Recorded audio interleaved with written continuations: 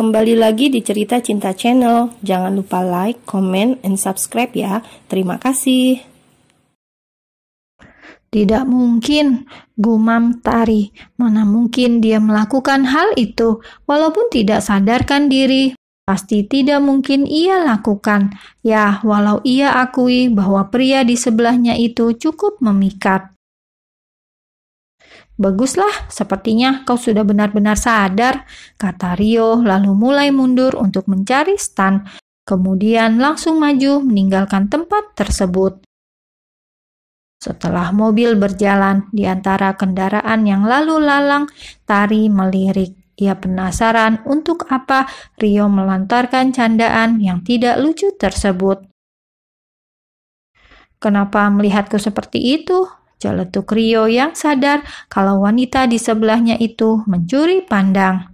Tidak hanya melihat jalan, balas Tari lalu fokus ke depan sambil melipat tangan. Rio pun tersenyum tipis. Tanpa mereka sadari, hubungan mereka mulai biasa.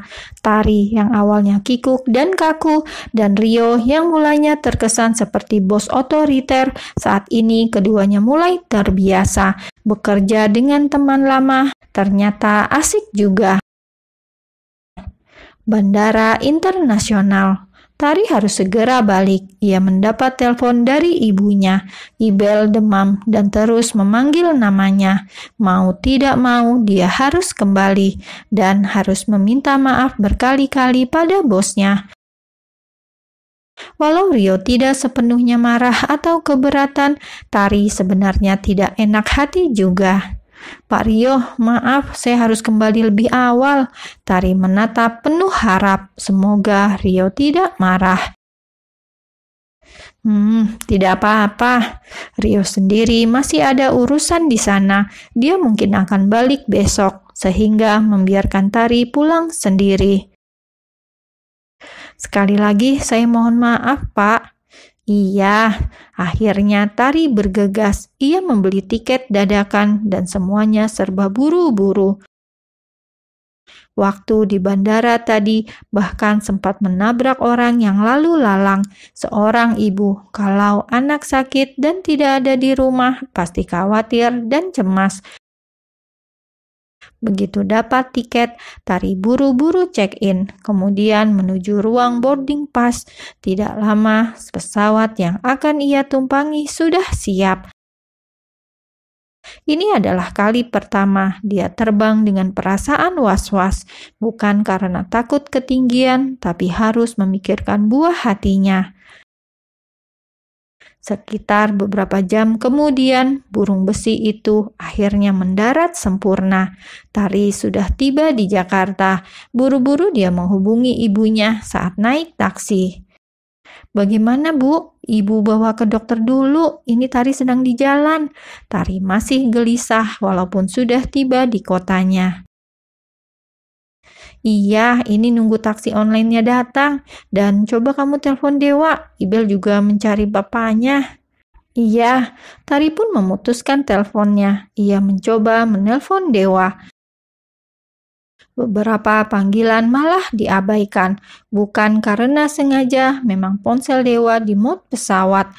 Pria itu sedang presentasi di depan orang India dan Indonesia yang tinggal di Singapura. Setelah meeting selesai, Dewa memeriksa WA, ada beberapa pesan masuk, dan yang dia baca duluan adalah pesan WA dari wanitanya. Dewa membalas dengan senyum saat dikirimi gambar ehem. Setelah itu barulah menelpon Tari.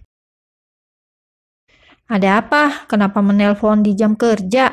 Apa kamu tidak tahu aku sedang fokus kerja? Oceh Dewa dengan ketus. Tari yang mendengar omelan langsung menjawab dan langsung mematikan pula ponselnya. Ibel sakit, tolong sempatkan menelponnya. Dewa menggerutu kesal. Tari benar-benar tidak becus mengurus anak. Kenapa putri mereka jadi sering sakit-sakitan? Sambil berkacak pinggang, dia kemudian bicara pada Tari kembali. Mana Ibel? Berikan ponselmu padanya. Titah Dewa dengan tegas.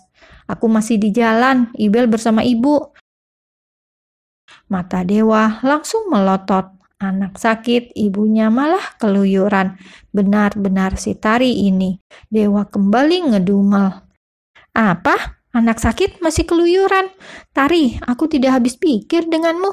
Mengurus anak saja kamu tidak bisa. Maki Dewa.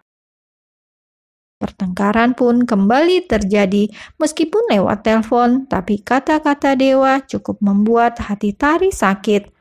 Kamu pikir aku bisa pulang seenaknya?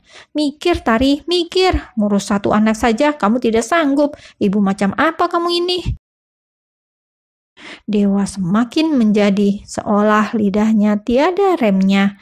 Tari cukup diam, tangannya mengepal, kemudian langsung menutup saja karena capek selalu disalahkan kalau anak sakit. Tidak lama kemudian, Tari sudah tiba di rumah ibunya. Buru-buru dia masuk dan ternyata Ibel sudah tertidur. Bagaimana Ibel, Bu? Dia sedang istirahat habis minum sirup. Tari menghela nafas dalam-dalam, kemudian menatap sendu putrinya, putri semata wayangnya.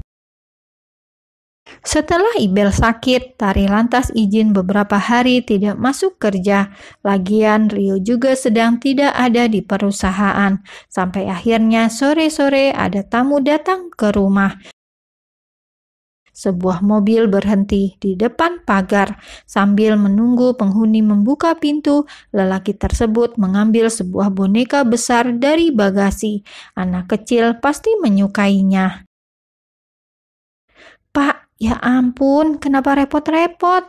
Rio kemudian memberikan hadiah untuk Ibel, sedangkan papanya Ibel sendiri belum bisa pulang karena orang-orang Rio memberikan beban pekerjaan yang tidak bisa ditinggalkan. Ini adalah cara licik Rio yang lainnya dalam berusaha mengganggu istri orang. Ibel sudah sehat. Ibel yang memegangi ujung baju mamanya hanya mengangguk. Anak itu cuma demam biasa karena flu habis makan es krim terlalu banyak. Suka bonekanya? Ibel mengangguk. Sehat-sehat ya, nanti Om ajak jalan-jalan. Mau? Anak sekecil itu pun langsung mengangguk senang, sedangkan Tari dia mulai gamang. Ini kenapa sikap atasannya malah seperti suaminya, sedangkan suami malah seperti orang lain. Mari masuk, kata Tari. Tidak, aku hanya mampir. Rio pun pamit, tarik ulur. Padahal ia juga mau lama-lama bersama wanita tersebut. Ya sudah, hati-hati, saya mungkin masuk besok. Rio mengangguk, kemudian dia mendekati Ibel, lalu jongkok dan mengusap rambut Ibel. Om pulang dulu.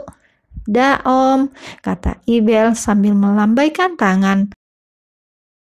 Rio mengangguk sambil mengedipkan mata.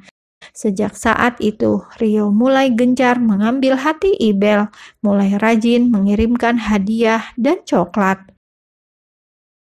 Suatu sore, Dewa mungkin stres dengan banyak pekerjaan. Kali ini dia ingin video call. Ia pun menelpon Tari sore itu, sekedar melihat wajah putrinya yang menggemaskan. Halo, mana Ibel? Kamu di mana? Tari panik, kemudian menutupi layar kamera. Ada apa? Mana Ibel? Tari melihat playground, Ibel sedang main prosotan dengan dijaga Rio dari bawah. Kenapa? Aku pikir Mas sudah lupa kalau punya anak. Celetuk Tari. Aku gak mau ribut. Mana Ibel? Mama, Mama, panggil Ibel kencang. Tari menoleh. Dilihatnya Ibel sudah digendong Rio sambil membawa permen kapas. Tari bingung. Ia kemudian langsung mematikan HP-nya.